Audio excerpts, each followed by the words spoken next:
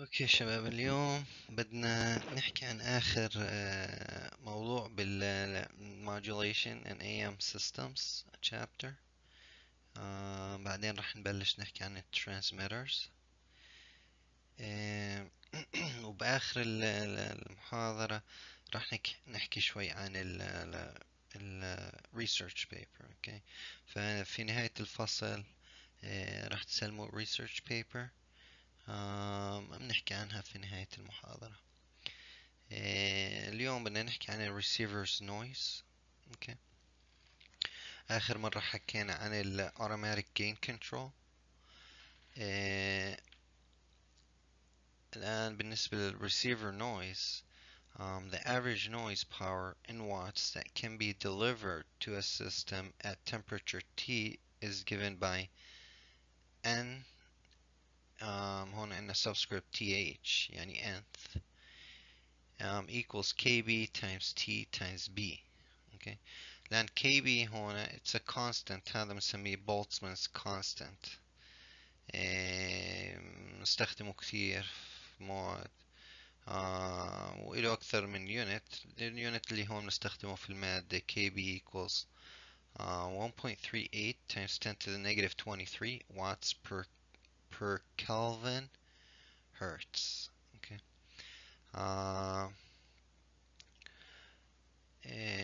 يعني هون هذه معاكسة هي seconds per Kelvin.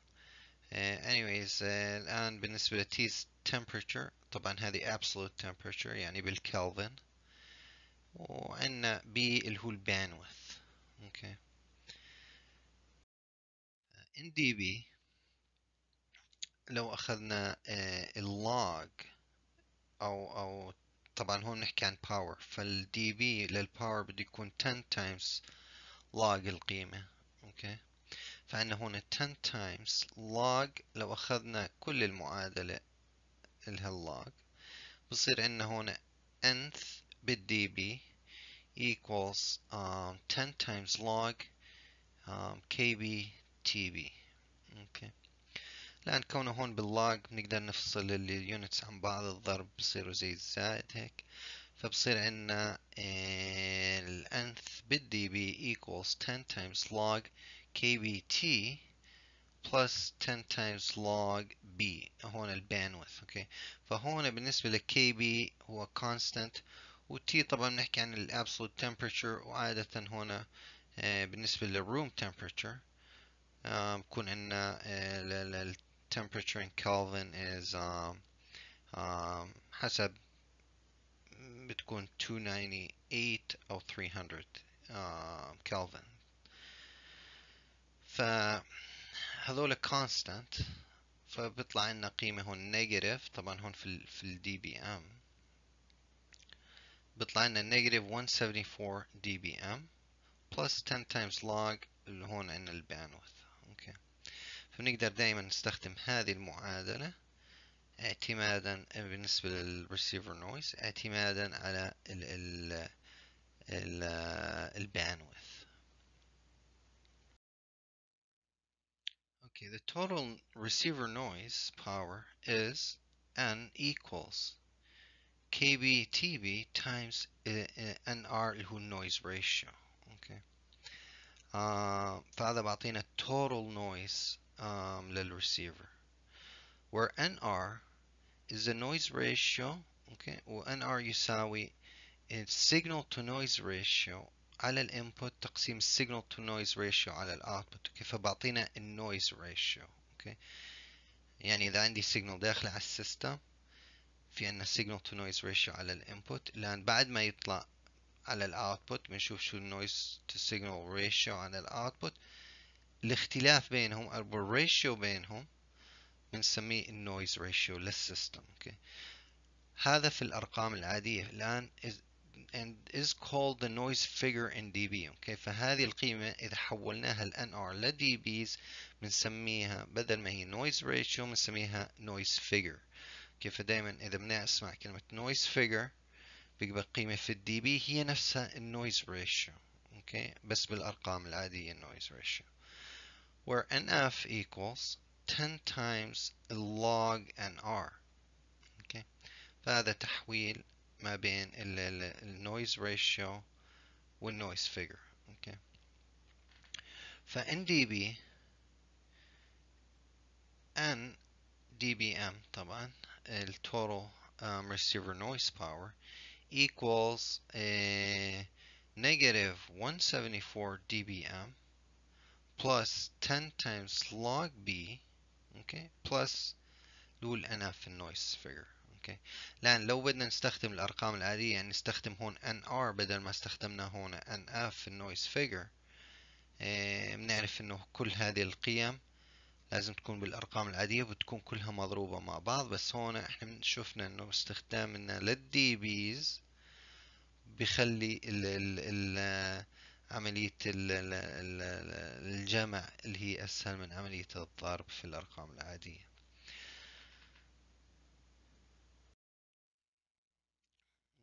ف the noise ratio in a multi-stage amplifier system يساوي NR يساوي NR1 plus NR2 minus 1 over G1 plus NR3 minus 1 over G1 times G2 plus وهكذا لحد ما نصل لآخر stage اللي هو NR في هالحالة N minus 1 over G1 times G2 times G3 times لحد ما نصل ل Gn minus 1. Okay. Where G is the power gain for each stage. Okay. فإذا عندنا عدة stages، هون عندنا stage أول عندنا فيه amplification، هون عندنا amplification وهكذا. هذا عندنا G1 يعني عندنا الامplification الأول، G2 الامplification الثاني. الآن في عندنا noise ratio لكل stage. اوكي. فالتورال noise ratio للسيستم هذا كله بنحسبه في هذه الطريقة. اوكي. ففي عندنا طبعا بنلاحظ القيمة هون بتصير تقل من كل ستيج للي بعده، فبيبقى التأثير أكثر من الستيج الأول. ولكن هذه كلها في الأرقام العادية. أوكي. مش بالنويز فيجر. أوكي. هذا كلياته بالنويز ريشيو.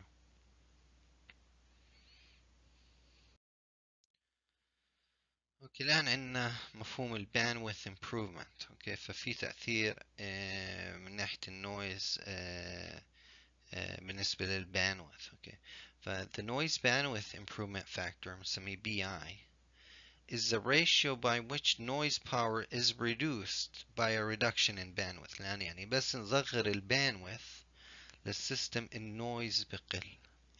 ف BI in dB هون equals 10 times log، يعني بالأرقام العادية BI equals BRF divided by BIF. okay. ومن المسمى هذا الباندويث للRF amplifier في السيستم، وهذا الباندويث للIF اوكي او للintermediate frequency. اوكي.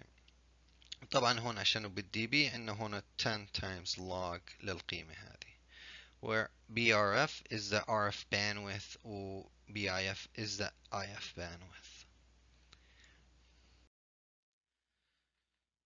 اوكي. خلينا نشوف هون مثال example 7. في عندنا هون system، وهذا السيستم شفناه قبل بس حسبنا الباورز وتنصل هون للديتكتور. اوكي. الآن في هذا السيستم عندنا 2 RF amplifier stages. اوكي. بعدين عندنا الميكسر، بعدين عندنا طبعا هون مش موجود عندنا الفلتر. اوكي. عندنا ال IF 4 اللي هو سوري IF هذه يعني نسبة عندها هون stage 1 stage 2 stage 3 stage 4 stage 5. هون عندنا ال IF amplifier IF amplifier 2 stages. بعدين عندنا هون ال output. اوكي. given لكل ال stages. اوكي. stage 1 ال noise figure ل stage 1 equals 2 dBs. اوكي. اللي هو موازي للنويز ريشيو 1.6. كيف هون عندنا في الدي بيز القيم، هون عندنا في الأرقام العادية. النويز فيجر لستيج 2 و 3 6 دي بيز. اوكي. اللي هو لل RF2 وللميكسر. هذا يساوي يعني 6 دي بيز يساوي noise ratio 4. اوكي. بالنسبة للنويز figure الستيج 4 و 5 اللي هم الاي اف stages عندنا 18 دي بيز وال NR equals 63.1. طبعا الآن هون إن الجينز لكل ستيج. اوكي. هذا هون بالنسبة للنويز. اوكي. هذا هون بالنسبة للجين. طبعا هون الجين ان دي بي، power gain in dB، وهون عندنا الباور جين بالأرقام العادية. فعندنا AP1 الجين تبع RF1 للستيج الأول هون is 8 dB. اوكي. وهذا يساوي بالأرقام العادية 6.3. الستيج الثاني اللي هو ال RF2 is 12 dB gain اللي هو يساوي 15.8 gain. بالنسبة للميكسر بنعرف ان الميكسر attenuation عندي negative 6 dB اللي هو يساوي ل 0.25. يعني 0.25 يعني ربع السيجنال اللي بتدخل بدها تطلع هون. اوكي. اوكي. والستيجين الأخيرين اللي هم الاي اف ستيجز اللي هو ستيج 4 و 5 عندنا الجين 20 دي بي اللي هو يساوي ل 100 جين بالأرقام العادية. اوكي. فالسؤال هون بيقول calculate the system's noise figure. اوكي. in dB طبعا واضح noise figure يعني بالدي بي. بعد هيك بدنا نلاقي ال signal to noise ratio هون يعني عند ال output. إذا ال bandwidth لل RF هون is 5 megahertz. ال bandwidth لل IF stages is 200 kilohertz. اوكي. خلينا نبلش أول شي بالNF النويز figure. طبعا بالنسبة للنويز figure لازم نلاقي ال NR للسيستم كامل، بعدين بنحوله ل dB بصير عندنا النويز figure. فال NR زي ما شفنا عندنا هون NR للستيج الأول راح يكون عندنا 1.6 هون. فعندنا 1.6 بلس لان عندنا ال NR للستيج الثاني ناقص 1 تقسيم الجين تبع الستيج الأول اللي هو G1. كيف الجين تبع الستيج الأول الآن هون؟ فعندنا 4 minus 1 4 minus 1 divided by 6.3 plus الآن عندنا الستيج الثالث برضو نفس الاشي لأن R تبع 4 هون. فأنا 4 minus 1 الآن بده يكون تقسيم G1 ضرب G2 الستيجين 2 stages اللي قبليهم. فعندنا 6.3 times 15.8 plus الآن اللي بعده إن الستيج الرابع راح يكون 63.1 minus 1 divided الآن الجينز تبعت كل ستيج اللي قبل. فعندنا 6.3 times 15.8 times 0.25 زائد الآن آخر ستيج ال NR له نفس الاشي هنا 63.1. فعندنا 63.1 minus 1 divided by لأن كل stages الجين تبعونهم اللي قبل. فعندنا 6.3 times 15.8 times 0.25 times 100. اوكي لستيج 4 طبعا. وهذا بيطلع لنا 4.6. اوكي. الآن في السؤال مطلوب ال NF مش ال NR. اوكي. فنحتاج ان نحول ال NR لل dB بصير NF. فبناخذ 10 times log times 4.6. اوكي. log ال 4.6 بيطلع لنا 6.7 dB. اوكي. الآن بالنسبة للجزء الثاني من السؤال بدنا نلاقي ال signal to noise ratio. اوكي على الاوتبوت طبعا المطلوب هون. اذا كان الباندويث للRF 5 ميجا هرتز والباندويث للIF 200K. كيف بنعرف؟ فهون عندنا ال الباند امبروفمنت. اوكي، فالباند امبروفمنت تعتمد على الريشيو ما بين الRF والIF. اوكي اوكي، فخلينا الآن نلاقي أول شيء الانث. اوكي، noise ratio اللي هو الانث at the input. اوكي، لأنه بنعرف إنه الانث يساوي اللي هو سوري، أو مش الانث، السيجنال. الانث يساوي السيجنال أو الNS يساوي اللي هو الريشيو ما بين السيجنال تو نويز ريشيو على الانبوت تقسيم السيجنال تو نويز ريشيو على الاوتبوت. اوكي، طبعا هون في هذه المعادلة احنا بنستخدم دي بيز، فتقسيمهم زي ما تقول ناقص. اوكي، ضربهم بدهم يكون زي جمعهم. اوكي، ف بنلاقي اول شيء الانث، فالانث equals negative 174 dBm. طبعا هذا الكونستنت ضرب 10 times log. هون عندنا الباندويث.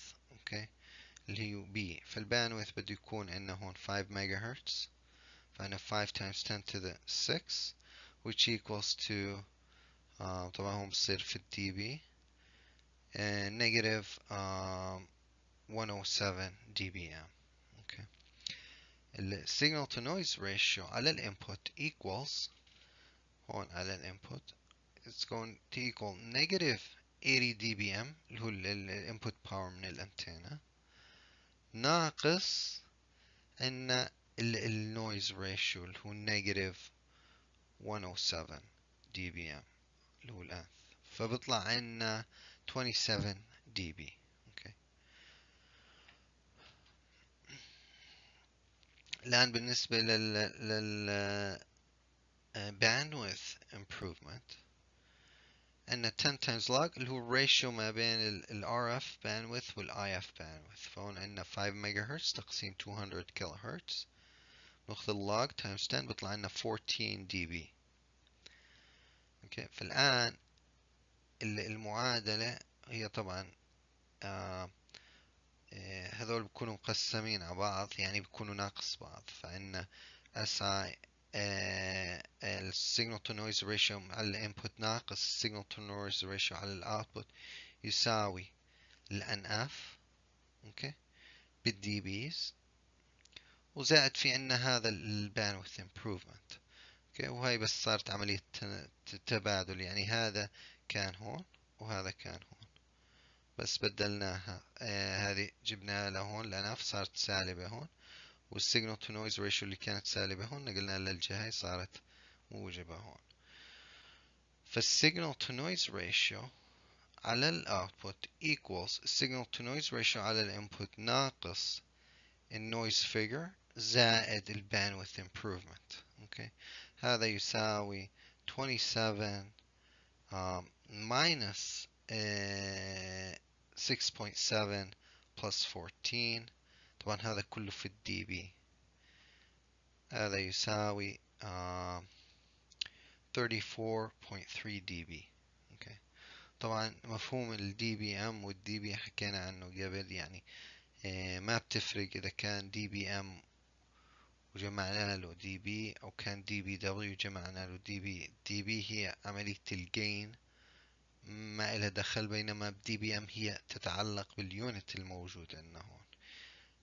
كمثال استخدمنا لو كان عندي مثلا هون amplifier دخل عندي voltage عليه، الآن نقدر نتخيل إنه الدي بي دبليو هو بالفولتس، مثلا دخل 1 فولت، بالدي بي ام هو مثلا خلينا نقول ملي فولتس، فبدل ما يدخل مثلا 1 فولت صرت أقول عنه دخل عندي 1000 ملي فولت. أوكي، فهذه كيونت ما إلها دخل. فالجين الموجود هون اللي هو الدي بي، فالجين نفرض إنه كان 2، فما بتفرق إذا دخل هون عندي 1000 ملي فولت أو 1 فولت، الثنتين كقيمة نفس الإشي.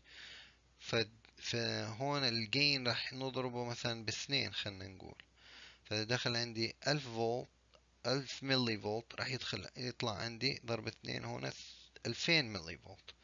ولو دخلتن 1 فولت راح يطلع عندي هون 2 فولت. فما تفرقش الجواب، دائما 2 فولت أو 2000 ملي فولت، الثنتين نفس القيمة. اوكي، كجين هون انه جي تساوي 2 equals 2، ما بتفرق. فهون نفس الفكرة. إذا كان دي بي، اوكي، واليونت اللي بدخل دي بي ام بالأخير ما بفرق إنه كان دي بي ام أو دي بي دبليو، الدي بي بنجمع عليه زي ما هو. اوكي، فهون بيطلع عنا بالأخير السيجنال تو نويز ريشيو بالدي بيز.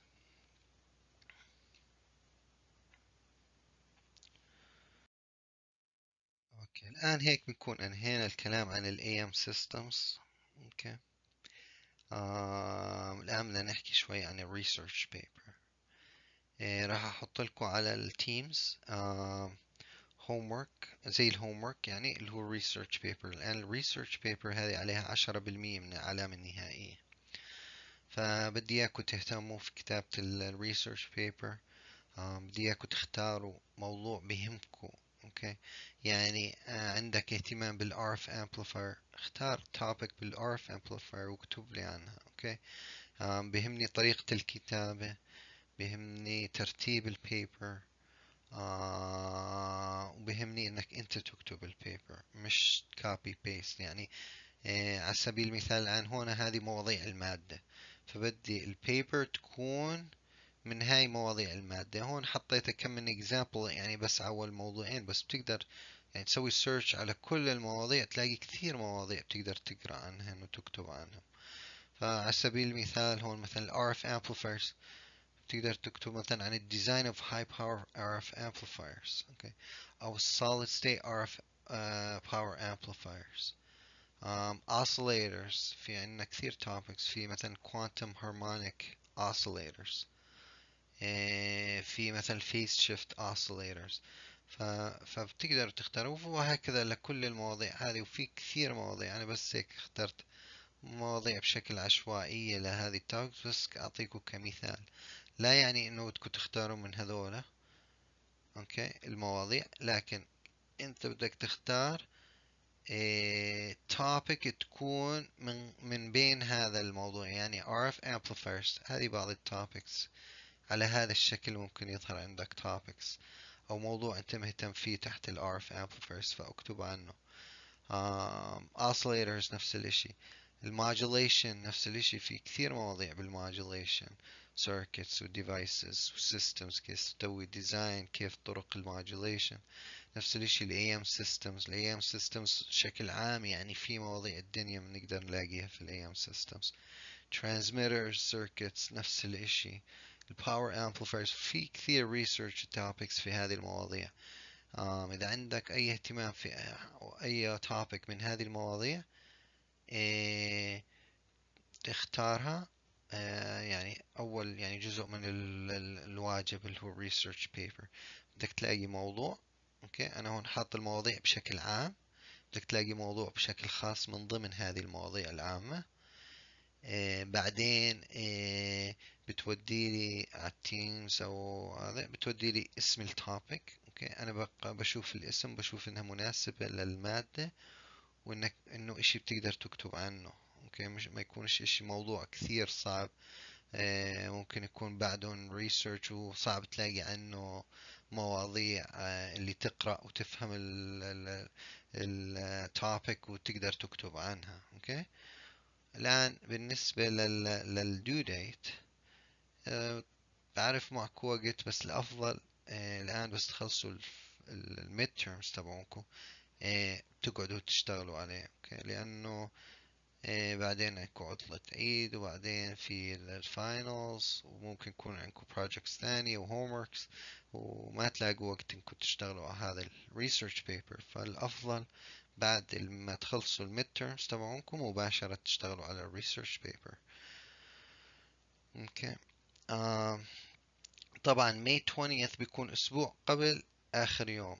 من الدوام. اوكي، الاسبوع الخميس، هذا خميس 20/5، بيكون الاسبوع ما قبل اخر اسبوع. اوكي، فالافضل انه يكون الدو ديت هذا اليوم، لانه مرات بغيروا في البرنامج. ممكن الامتحانات النهائية يبلشوا مباشرة بالاسبوع اللي بعد هذا الاسبوع. اوكي.